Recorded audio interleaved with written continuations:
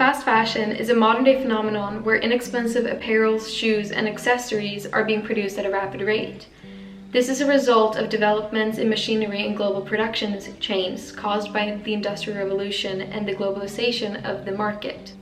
This phenomenon allows brands to continuously adapt to whatever fashion is popular at a given point in time, allowing them to maximize profits through demand. Fast fashion can easily be defined as inexpensive clothing produced rapidly by mass-market retailers in response to the latest trends. But what is the issue with this growth in mass production of clothing?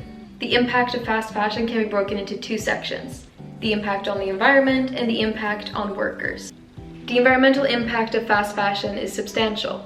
Among several potential impacts the industry has on the environment is the emission of greenhouse gases, depletion of non-renewable resources, and the use of massive amounts of energy and water, the most prominent ones.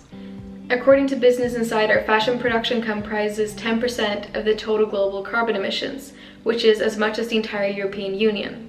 Furthermore, it is also the second largest consumer industry of water.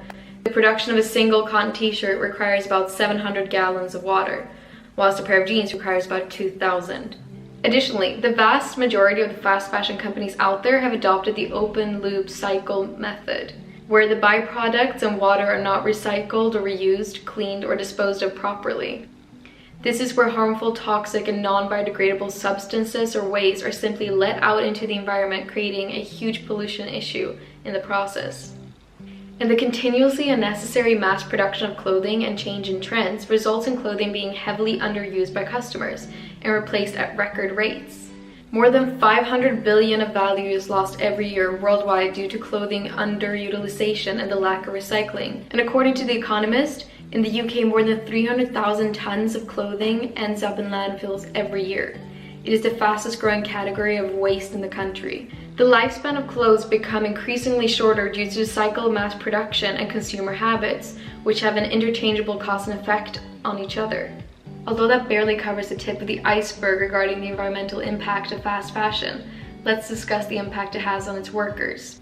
The fashion industry is able to provide clothing at such frequent rates and intervals for such a low cost due to the negligent production process and cheap labor. 93% of brands surveyed by the Fashion Checker in 2020 weren't paying garment workers a living wage.